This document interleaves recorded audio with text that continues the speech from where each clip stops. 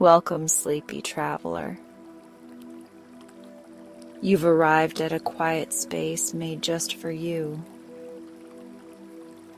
My name is Valarie, and I am here to guide you gently into rest, to help ease your mind, soften your body, and drift you toward a peaceful, uninterrupted sleep. Whether your day was long or your thoughts feel a little too loud tonight, let this be your permission to slow down, to breathe, and to simply be. There's nothing more to do now. Just allow my voice to be your guide as we begin this gentle journey toward deep, nourishing rest. If you're new here, subscribe for sleep content like this, and like this video if you find it enjoyable. Let's begin. Take a slow, deep breath in and let it out gently, as if releasing the weight of the entire day.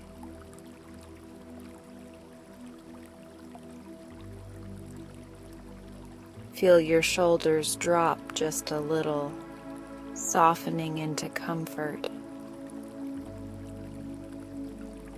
There is nothing you need to do right now. No tasks, no worries, no expectations.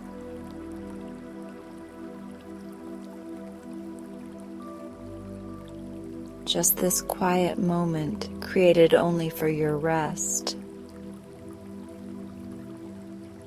Notice the surface beneath you supporting your body. Let yourself sink into that support a little more with each breath.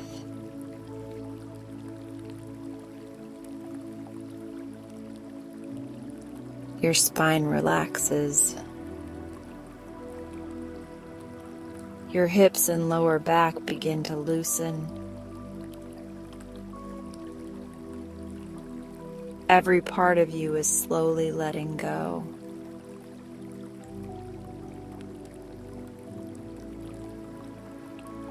Close your eyes if you haven't already. Allow the darkness behind them to feel soft and welcoming. Your eyelids grow heavier with each passing moment.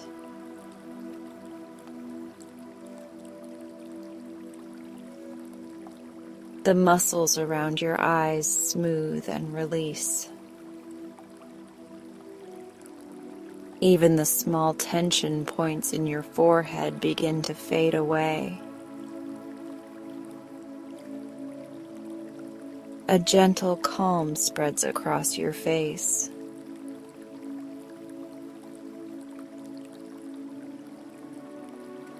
Bring your awareness to your jaw.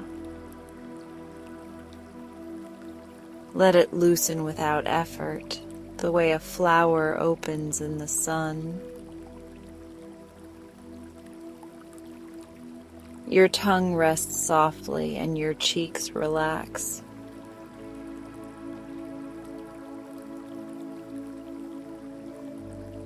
Your face is peaceful now, free from any holding. Take another slow, soft inhale. And a long, quiet exhale.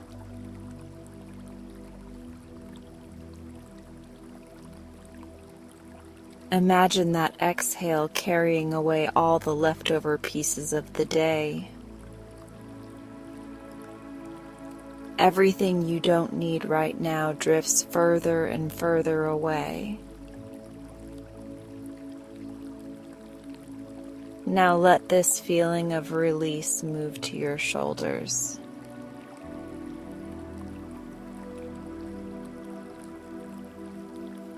They've worked hard for you today, holding and carrying so much. Let them sink, heavy and loose, into the bed beneath you. Feel the comfort of being fully supported.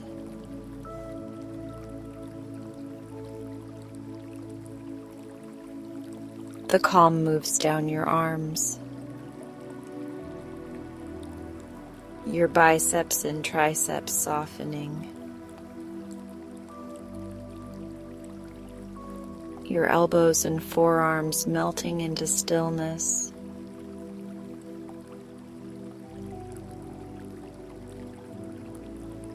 Your wrists and hands are heavy, open, and completely at rest.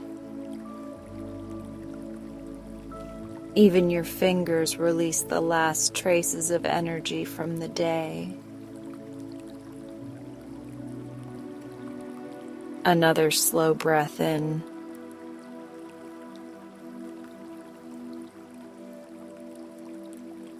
And an easy sigh out. Your chest rises gently, then falls into calm. Your heart beats steadily, like a soft drum in the distance.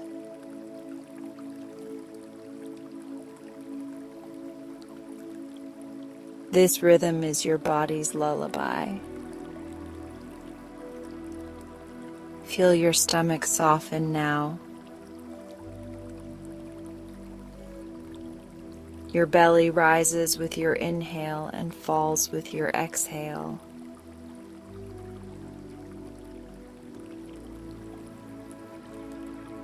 Each movement slow, quiet, and effortless.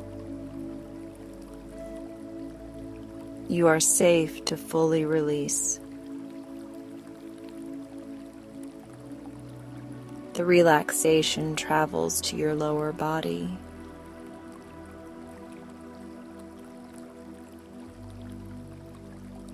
Your hips are warm and heavy.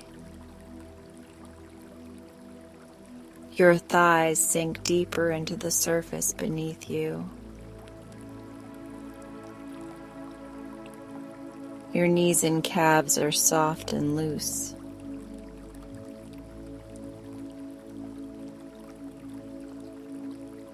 Even your ankles and feet relax, letting go of the day's weight. From the top of your head to the tips of your toes, you are calm. Now imagine a soft golden light appearing above your head.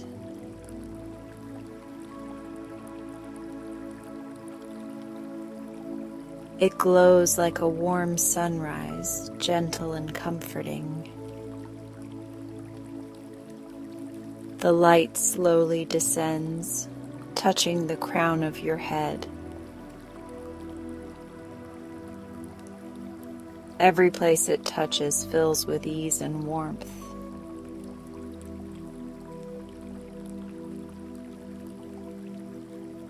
The golden light moves down your face,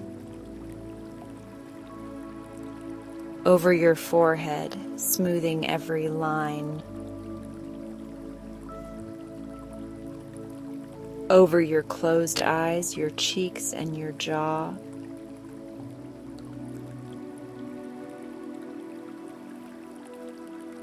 Every part of your face glows with gentle peace. It travels to your neck and shoulders, melting away the last traces of tension.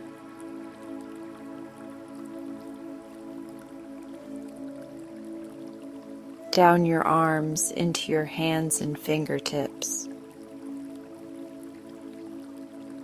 A soft warmth flows like a stream through you. The light moves over your chest and heart.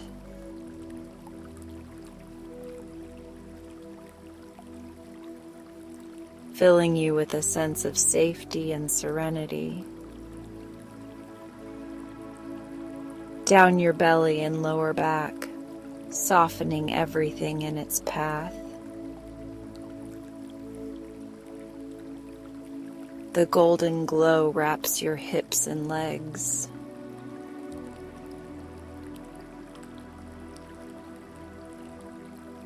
Over your knees, calves, ankles, and feet.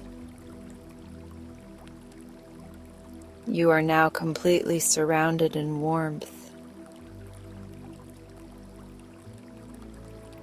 Take a long inhale, filling your lungs with calm.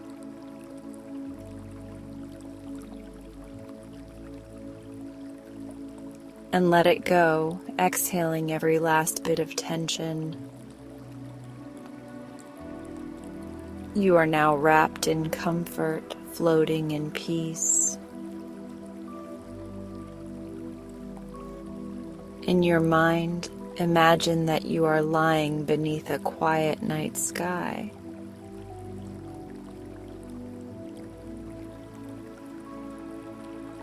The air is cool, soft, and refreshing. The grass beneath you is soft like a blanket. Above, the first stars begin to shimmer in the dark.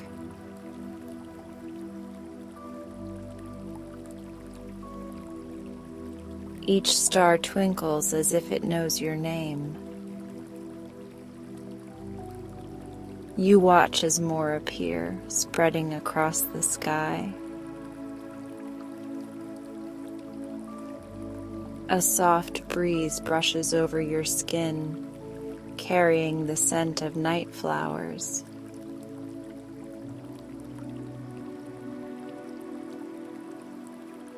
In the distance, you hear the gentle sound of a stream. Water flowing over smooth stones, a lullaby of nature. The night cradles you in stillness and safety.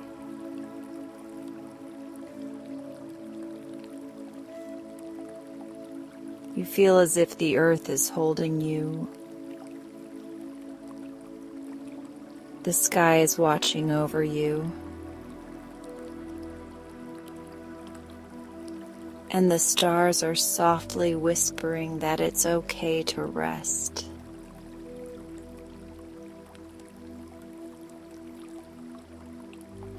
Take another deep, slow breath and release it with a sigh.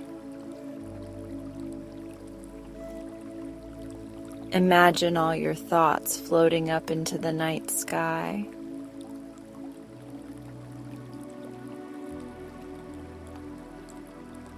They drift away like tiny clouds, leaving your mind clear and soft. Your body is heavy, warm, and at ease. Your mind is light, quiet, and free.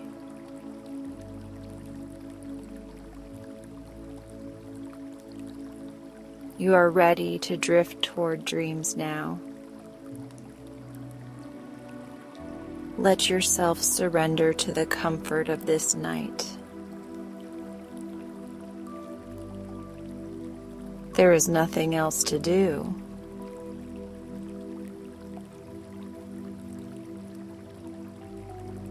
Just rest, breathe, and float into peaceful sleep.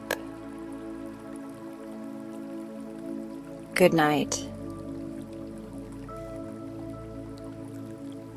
Rest deeply.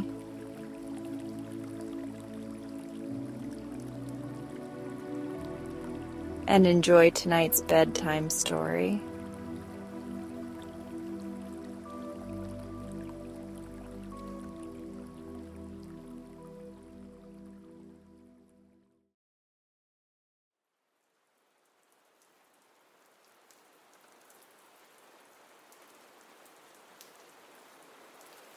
The snow made that funny squeaky sound again, the one it only makes when it's freshly fallen and just cold enough to bite at your flippers.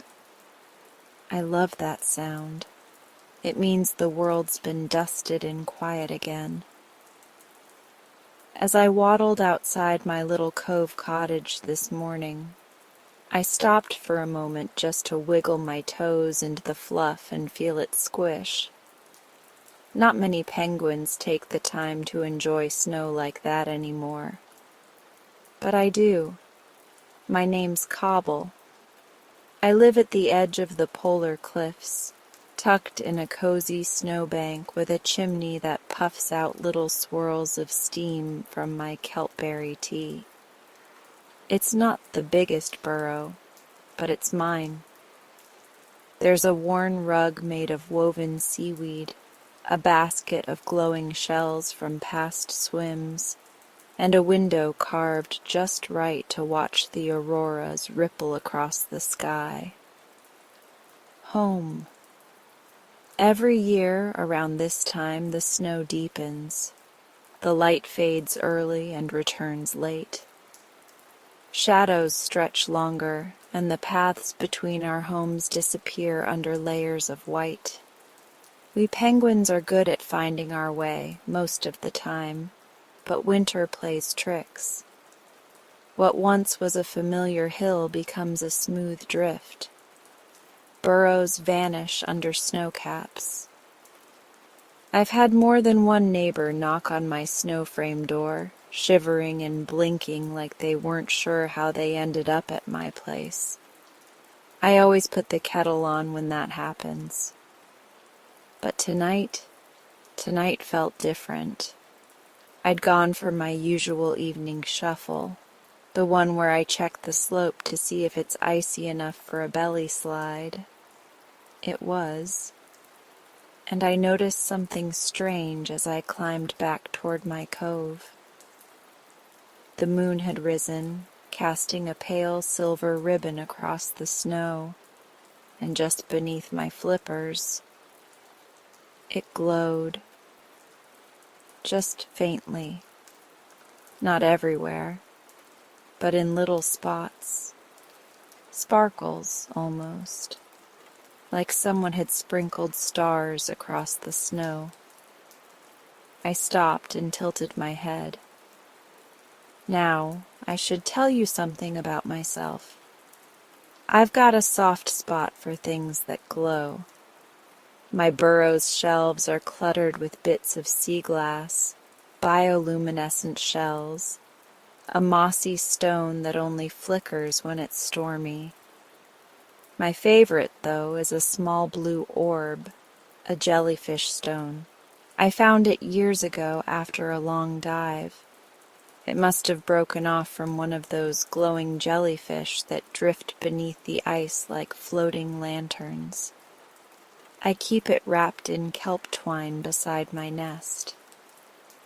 Anyway, back to the sparkles. I gently brushed away some snow with the edge of my flipper. The glow didn't come from the ice. It was the way the snow caught the moonlight. But it gave me an idea. A wonderful, tingling sort of idea. So I waddled home, cheeks pink from the wind, and rummaged through my old chest until I found the stone. I carried it in my beak, careful as anything, back out to a small dip in the snow near my burrow's entrance. That's where I began my work. I'm not what you'd call a sculptor, but snow has a way of listening if you're gentle. I packed a mound with care, then carved it slowly, shaping walls, a top with holes, a gentle arch for light to pass through. A lantern, a snow lantern. When it was hollowed just right, I placed the glowing jellyfish stone inside. At first, nothing happened, just stillness.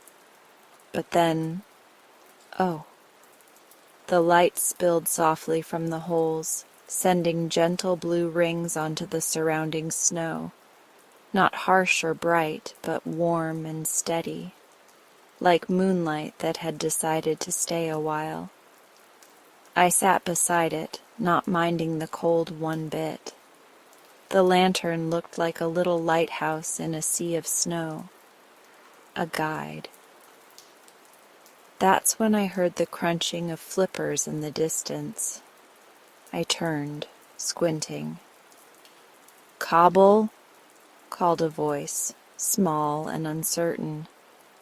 It was Pebs, one of the younger penguins from the northern cove. She looked half covered in snow and very lost. I couldn't find the turn-off," she said, shivering. "Everything looks the same." I waddled toward her and offered a flipper. "You're not far. Come warm up." She blinked past me, eyes landing on the lantern. Her beak dropped open. "What's that?" "Just a little light," I said with a shrug. "Made from snow and something special." We sat beside it for a while, sharing stories and a warm seaweed bun I'd tucked in my scarf earlier. Pebs relaxed. The shiver left her feathers, and when I pointed the way home, she moved more confidently, her path marked now by the lantern's glow. That night, as I burrowed into my nest, I couldn't stop smiling. One little light. That's all it had taken. The next morning, I sculpted another. This one I placed near the bend in the slope where many penguins get turned around. I used a bit of glowing coral dust mixed with crushed ice to light it from within. It wasn't as strong as the jellyfish stone, but it flickered cheerfully. Each evening I made another, near the cliff edge, along the worn trail to the fishing holes, beside the rookery where the younger chicks played. I began to run out of glowing treasures, so I asked the sea, dove down, gathered shimmer moss, caught a few spare jellyfish glimmers floating adrift. The ocean always gives if you ask politely and say thank you afterward. Soon others noticed. First came Tula, who offered me a spare blue shell that glowed when warmed. Then Gramps Featherbill, who hadn't built anything in years, helped carve a spiral into one of the lanterns for better airflow. Pebs came by every afternoon to learn how to shape the snow.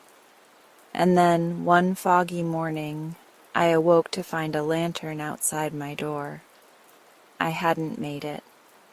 It was small, clumsily shaped, glowing with the flicker of a berry firestone. But it was beautiful. A thank you. That night, as the stars blinked above and the wind quieted, I stood at the edge of the ridge and looked out over the cove. Lanterns dotted the snow like constellations fallen to earth, a trail of little lights, a pathway home. I felt something shift in my chest, not big or loud, just a warmth that settled deep. Not everything needs to shine bright to guide someone. Sometimes the softest lights show the way best, and sometimes snow beneath your flippers is more than just cold. Sometimes it's a canvas, a whisper, a beginning. Tomorrow I'll build another lantern, but tonight I'll rest beside the first one. Still glowing, still waiting, just in case someone needs to find their way home. There's something very particular about the sound of ice when you carve it just right, like a soft crunch and sigh at the same time. That's the sound I woke to this morning. Not from my own flippers, but from Pebs just outside my burrow, chipping carefully away at a snowdrift with a curved shell. She'd arrived before dawn, cheeks puffed with determination, trying to copy the way I shaped the lanterns. "Morning," I called softly from the burrow door, steam from my kelpberry tea curling into the chill. Pebs jumped, then grinned. "I thought I'd try to make one before you came out." I smiled back, waddling over with my tea. "Well, now you've started the day before me, that's a first." She beamed. "I want to help build the trail." And so we did. It started with the first few lanterns, simple domes with pinprick holes for the light to shine through. But once the glow caught on, I felt the need to do more. Not just for beauty, but because the paths were growing trickier. The inland hills got more wind, more drift. One missed step could send a tired traveler into a snowbank or worse, sliding toward a frozen ravine.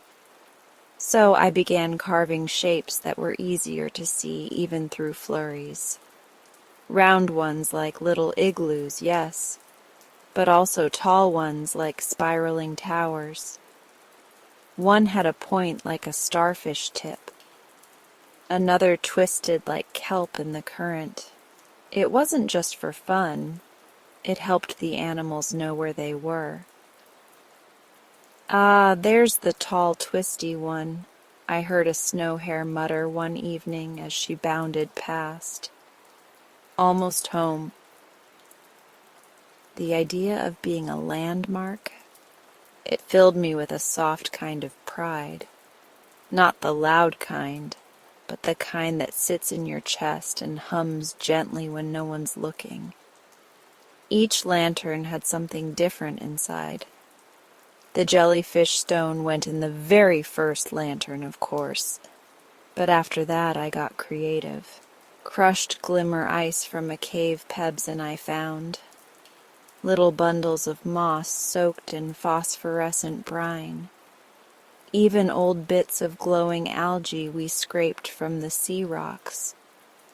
I never forced the glow, just helped it shine in the right direction. The trail took shape slowly. It wound from my burrow by the cliffs, down along the slippery curve of the frozen inlet, across the narrow stream where fishers returned each dusk, then up again into the soft hills where most of the burrows lay nestled in snowy folds. It wasn't a straight line. It didn't need to be. It followed the rhythm of the land, the way paws and flippers naturally wandered. I placed each lantern with care, not too close. You didn't want the glow to blur together. Not too far either. You didn't want someone to lose the thread.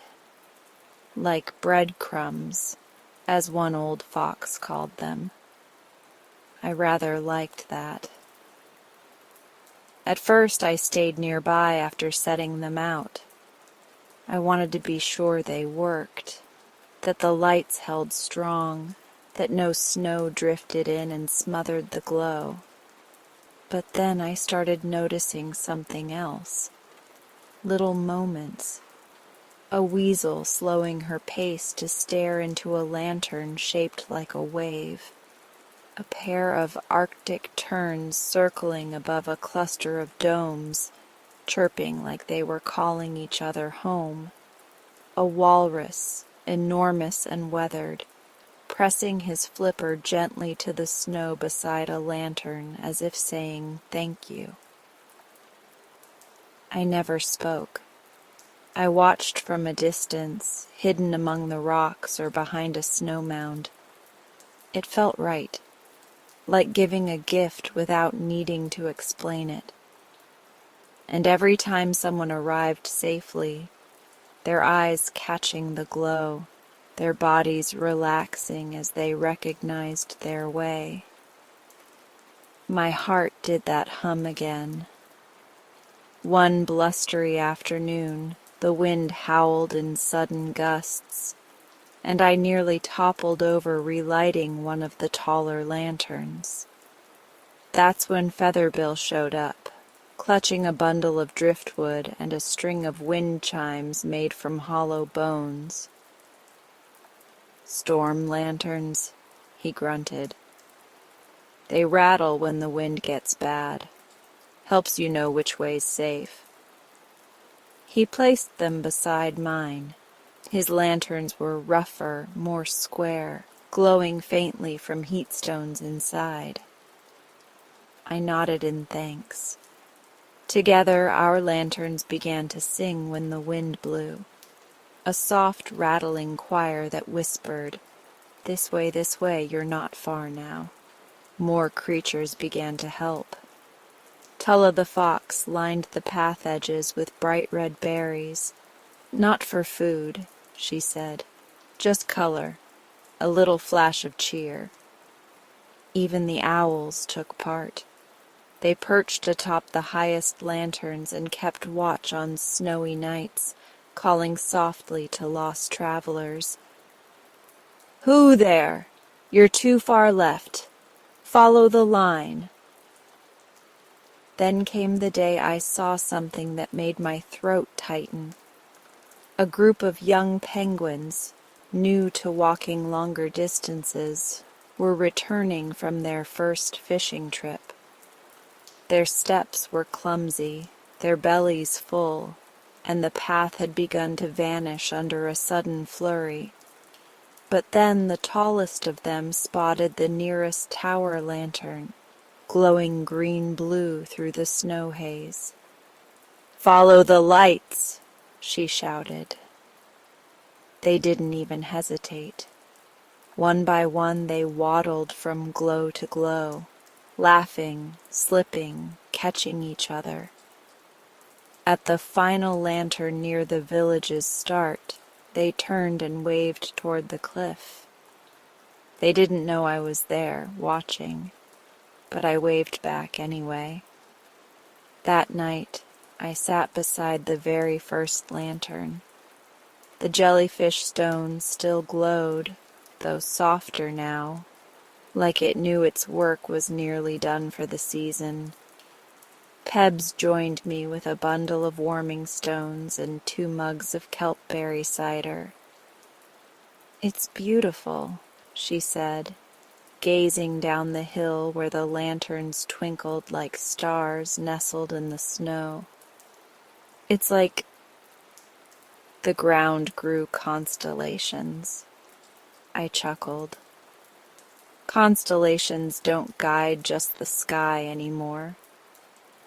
We sat in silence for a while, the only sound the wind brushing over the snowbanks, the chimes from Featherbill's storm lanterns clinking somewhere in the distance. "You started something big, Cobble," she said softly. I shook my head. "No, just something small, a little light in the snow. The rest of you made it big." Pebs nudged me with her flipper. "Still, it started with you." I'm not one for speeches. Never have been. I don't need statues or stories written in stone. But I do like knowing that when the snow gets deep and the moon hides her face, and the wind stirs the paths into confusion, there's still a trail. A soft trail. A glowing trail. A trail made by many. But one that started with the snow beneath my flippers, and a single gentle light. The snow had that hushed kind of silence again, the kind that makes you hold your breath without realizing, like the world is waiting for something beautiful to happen. I was crouched beside one of the lanterns at the bend where the hill starts to slope toward the inlet. The glow had dimmed. Snow had crept into the tiny cutouts I'd carved the day before, blurring the light. I pressed my flippers around the edge, gently brushing and polishing until the shimmer returned, soft and blue like starlight trapped in a seashell. That's when I heard a squish, not the kind of squish snow makes under penguin feet. This was more flopsy, slippery, like a wet fish that hadn't quite figured out land. I turned just in time to see two shiny black eyes peeking over a snowdrift.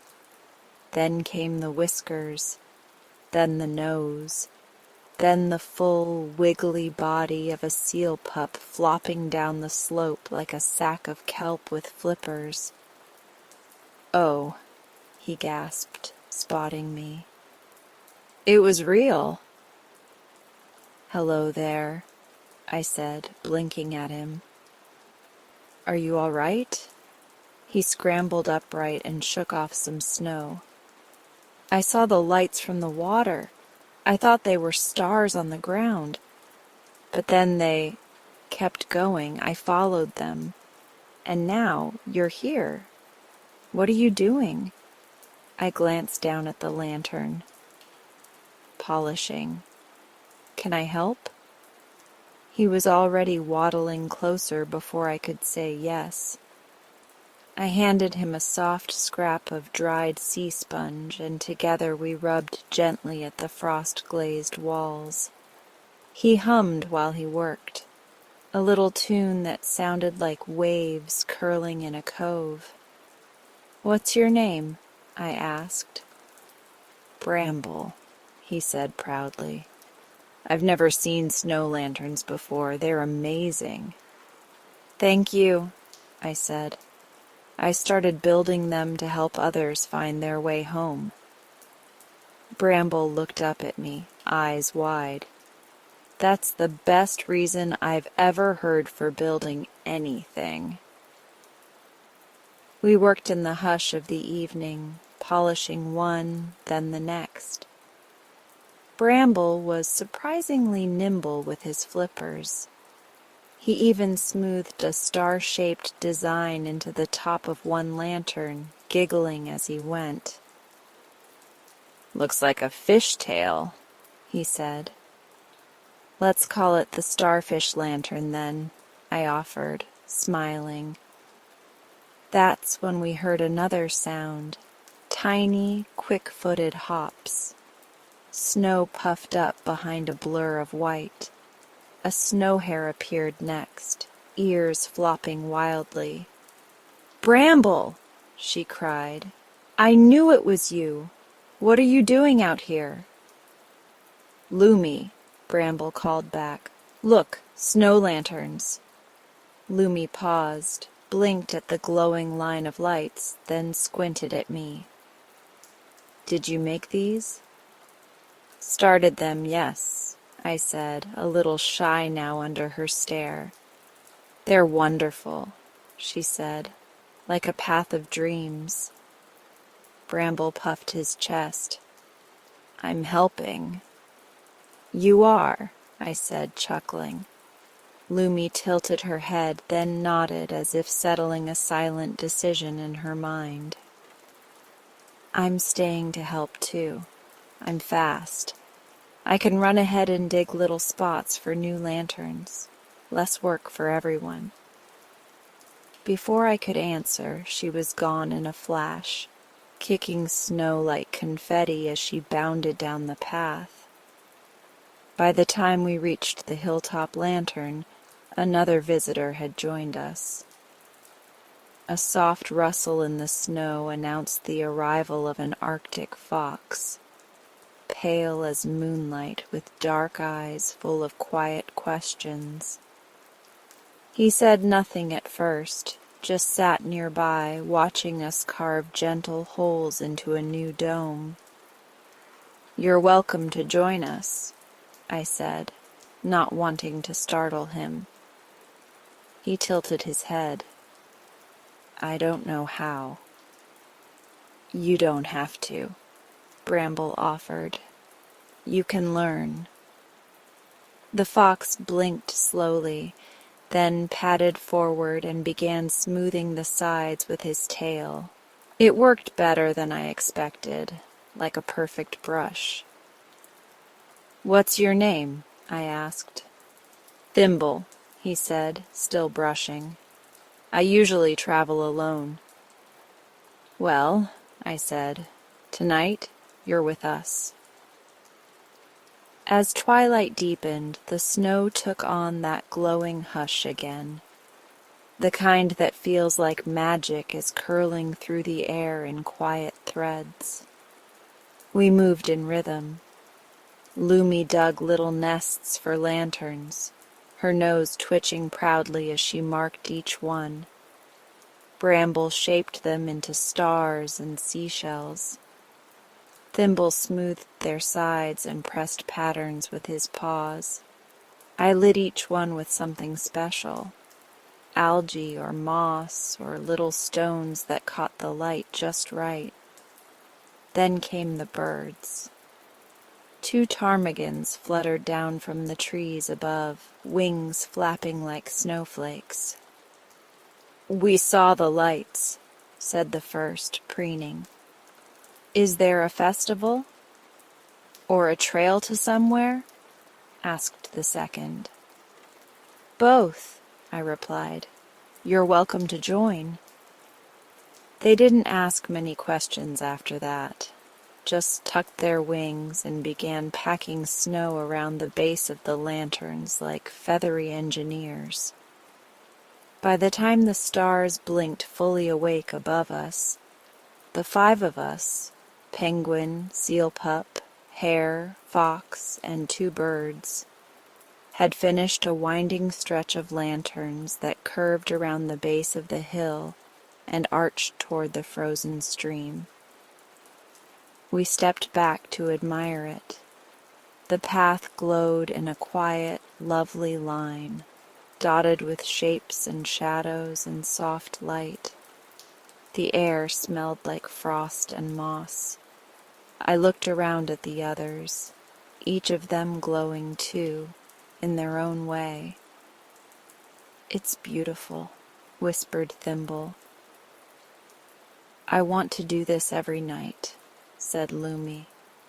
Bramble nudged my flipper. "Is it all right if it's not just your trail anymore?"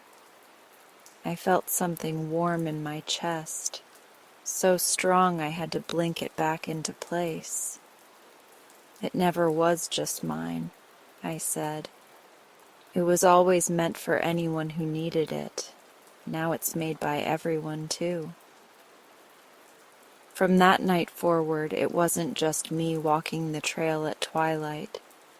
We met beneath the tall lantern we called the Watcher, a tower-shaped one that shone bright even during storms. And each of us had our own roles. Bramble gathered glowing jelly strings from tide pools. Lumi leapt ahead to scout for new places. Thimble collected delicate twigs to carve patterns. The ptarmigans sang little hums as they worked, calling others from above. And others did come. Each evening more guests arrived, some to help, some just to watch. A puffin brought sea glass. A mole tunneled tiny vents beneath the domes for airflow. Even the gruff muskoxen stopped to admire the lights, leaving behind warming stones they'd once used in their dens. The lantern path stretched farther than I ever imagined, from the cliffs to the sea, from the fishing coves to the berry thickets, from the rookery to the quiet northern woods, a glowing web, a trail of kindness. One evening, as the sky turned lavender and the snow shimmered like sugar, Bramble flopped beside me, breathless from shaping 3 lanterns shaped like seashells. "Cobble?" he asked, his voice small and sincere. "Yes." "Do you think the lanterns feel it too? The care we give them?"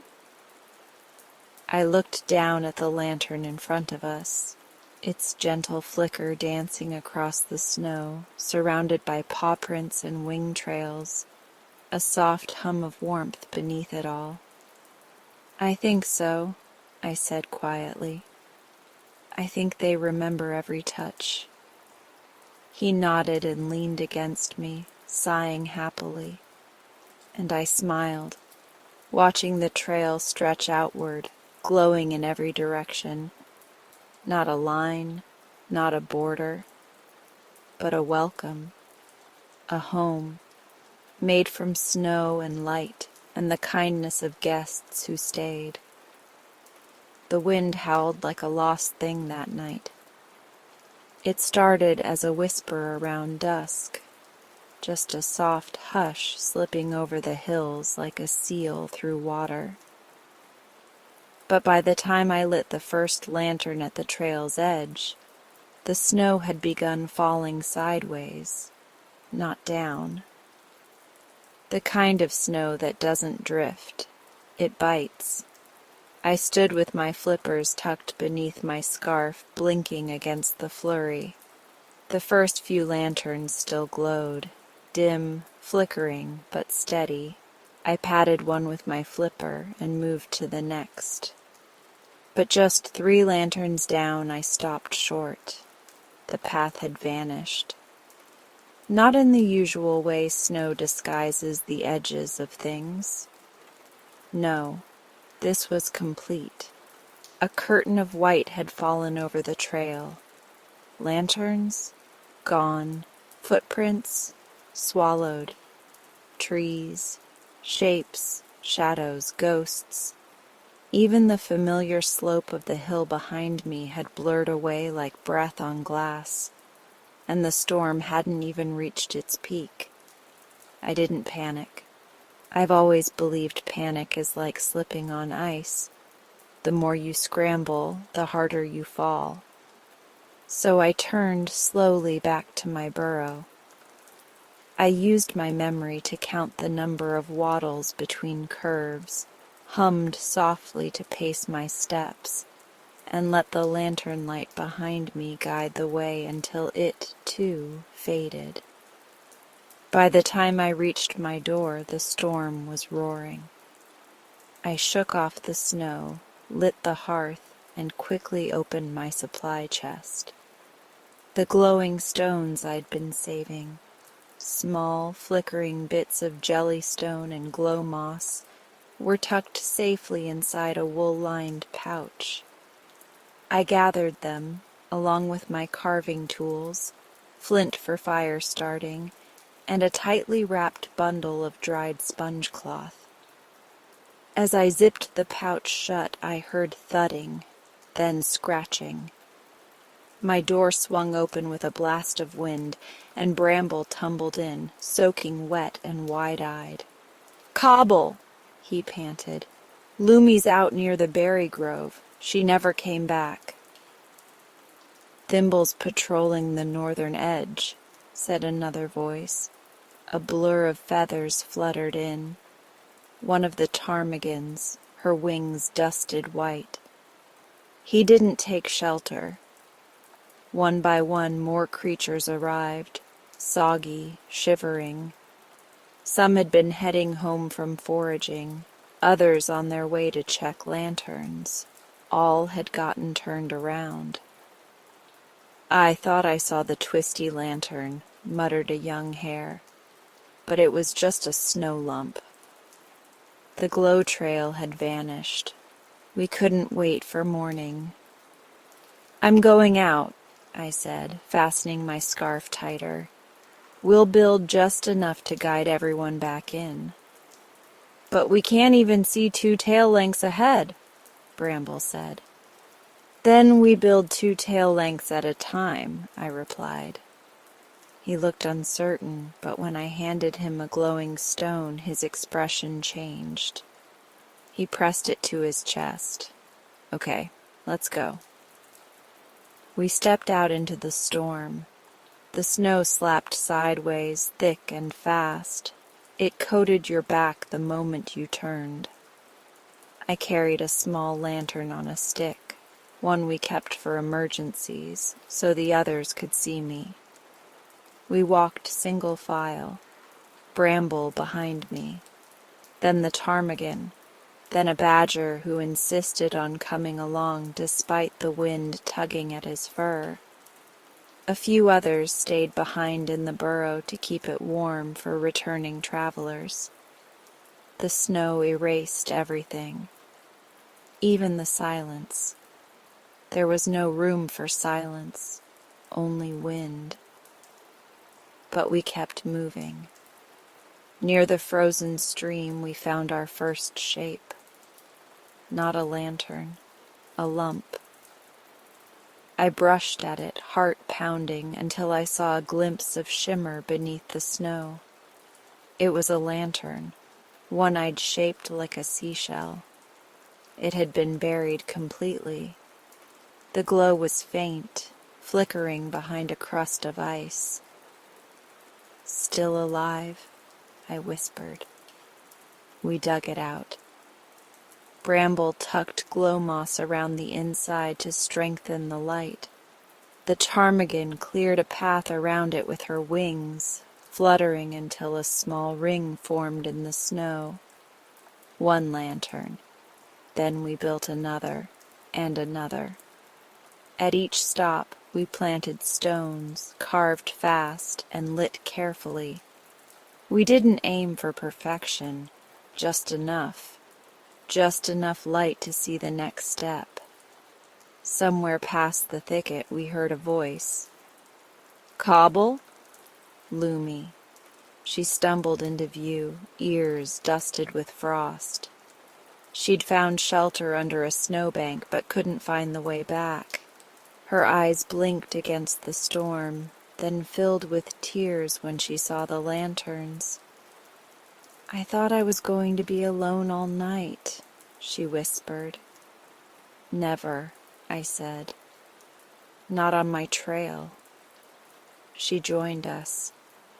Her digging paws quickened our pace. Even in the storm, Lumi was fast. By the time we reached the northern ridge, we were exhausted. The storm hadn't let up.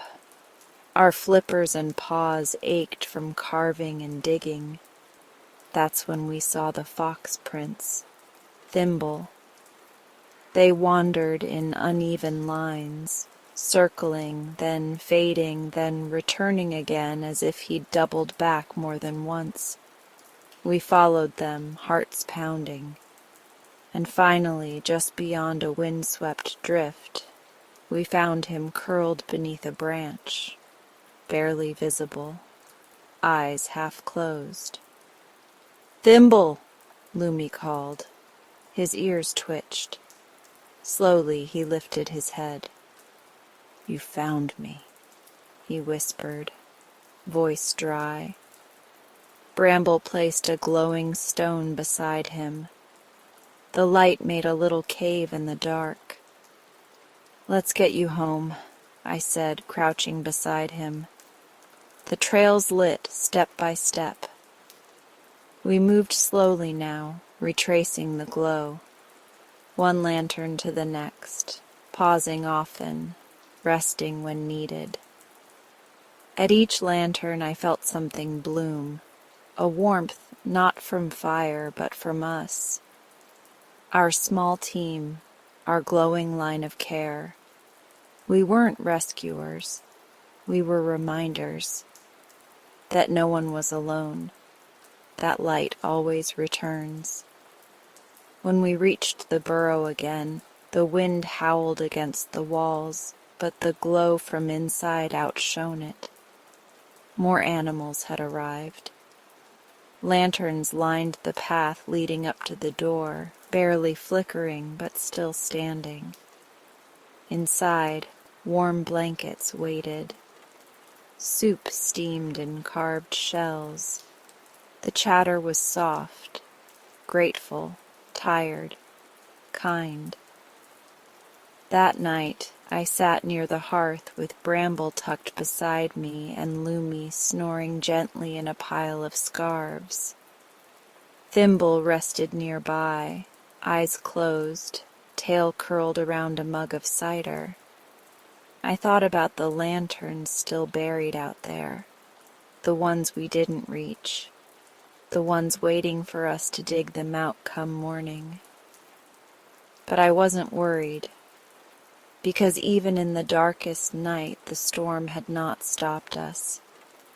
We had built a trail of hope, one light at a time, and when the winds howl again, I'll gather my stones, wrap my scarf tight, and go, because someone, somewhere, will be looking for a glow in the white, and I'll make sure they find it. When the storm finally passed, it did so with a quiet sigh, as if the sky itself had tired out and decided to rest. The snowflakes no longer came sideways or fast. They drifted soft and slow, dancing in the hush like feathers finding their way to earth. I stepped outside just as the first sliver of golden morning cracked open behind the cliffs. The world looked reset, blank, but not empty, a new canvas. And all along the white sweep of the hills, in every curve and dip, little lights began to peek out, some buried halfway, some standing proud. Lanterns that had survived the blizzard, lanterns that had lasted. I felt a weight rise off my feathers, not a heavy one, not like fear or dread, just the weight of worry that had clung quietly to my chest through the long night. But now it was gone. The glow had held, the trail was still there, and more than that, so was everyone else. They came slowly at first. Bramble, of course, bounding out of his drift nest, flopping dramatically as always and declaring, "The world is a snow cake and I am the frosting." Lumi followed, leaving neat little prints that crisscrossed Bramble's chaotic ones. Thimble padded up the slope with his usual calm, brushing snow off each lantern they passed with his tail like he was petting old friends. Even the ptarmigans flapped overhead, calling out, "Clear skies!" with a joy that made me laugh. We all gathered near the watcher lantern, the tall one with the spiral top. Its glow was steady and proud, like it knew it had earned its place. That's when Pebs waddled up, cheeks pink from the cold and a determined glint in her eye. "Cobble," she said. "We've been talking." "Oh?" I tilted my head. "We want to keep doing this," she said. "Not just for emergencies, not just for winter, but always." A murmur of agreement followed. Bramble nodded so fast his whole body jiggled. Thimble blinked slowly and said, "It matters." Lumi twitched her ears. "It brings us together." "We want to celebrate it," Pebs went on. "Every year. At the start of winter, a lantern night." My beak parted slightly. I hadn't expected that. But as I looked around at the creatures before me, so different, so dear, brought together by glowing stones and kindness, I felt something stir deep in my chest. Not pride, exactly. Gratitude. That week, the snowy world transformed. It wasn't just me shaping lanterns anymore. Whole families joined in. Hatchlings, fledglings, even old muskoxen who hadn't sculpted snow since they were calves. They used whatever they had: sea glass, moss, hollow reeds, frosty crystals from the cave walls. Some carved simple domes. Others made hearts or flowers or moons. A few even made creatures, One lantern looked exactly like Bramble, flippers and all, glowing from within like a very cheerful pudding. Lanterns began lining everywhere, not just the main trail, but small footpaths to quiet dens, rocky alcoves, little clearings near the trees where someone might go just to sit and think. A few lanterns were placed outside of burrows with tiny tags. Welcome, home, this way, friend. Lumi created a peace path that led to a snowy hilltop overlooking the sea. It had nothing at the end, no nest, no shelter, just space and light, a place to breathe. Thimble built a ring of lanterns around a frozen pond and watched as animals came to sit quietly in the glow, tails curled, eyes half closed, no words needed. Even the shyest creatures, the ones who usually stayed hidden, came to place their light. An ermine left a glowing feather by a burrow entrance. A reindeer pressed glow moss into snow like hoofprint stamps leading to an elder's den. And me? I built one more. It took all day and most of the next. I chose the highest cliff, where the wind sang but didn't scream, where the snow gathered gently and overlooked everything, the sea, the hills, the winding trails, the homes that dotted the landscape like little stitched patches in a snowy quilt. I brought with me the last of the glowing jellyfish stones, saved since that first winter, polished and warm. I carved with care. I shaped a star, not a perfect star. One tip was a little crooked, another wobbled, but it held. And inside the light pulsed softly, not blinding, not bold, just steady, like breath, like hope that doesn't need to shout to be known. I named it the North Light. When I placed it on the cliff, I sat back on my flippers and just watched. Below me, the snowy world sparkled. Every trail, every turn, every home, it all glowed. A web of quiet kindness, a promise in the dark. That night the celebration began. Not with loud music or fireworks, just laughter and shared stories and steaming cups of kelpberry tea passed from paw to flipper to wing. Creatures walked the trails just to admire each other's lanterns. Some sat in silence. Some sang.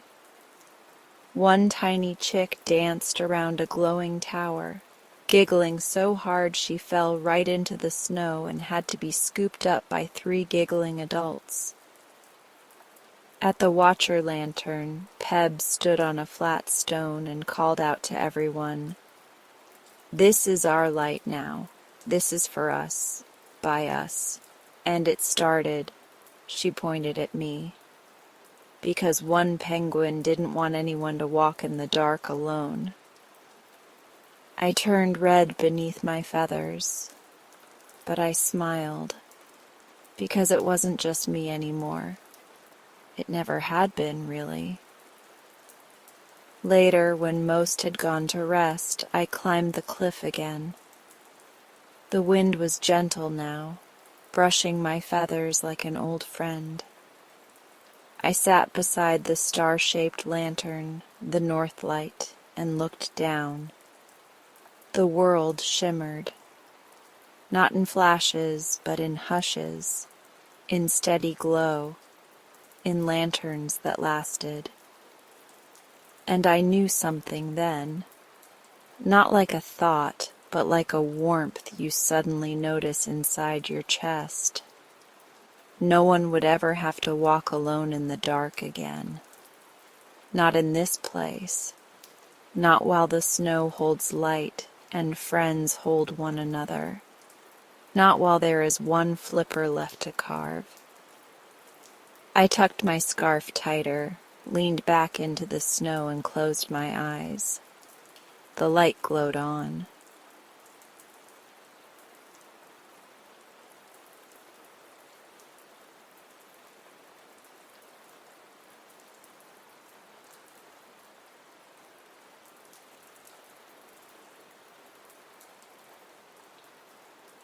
And that ends tonight's meditation.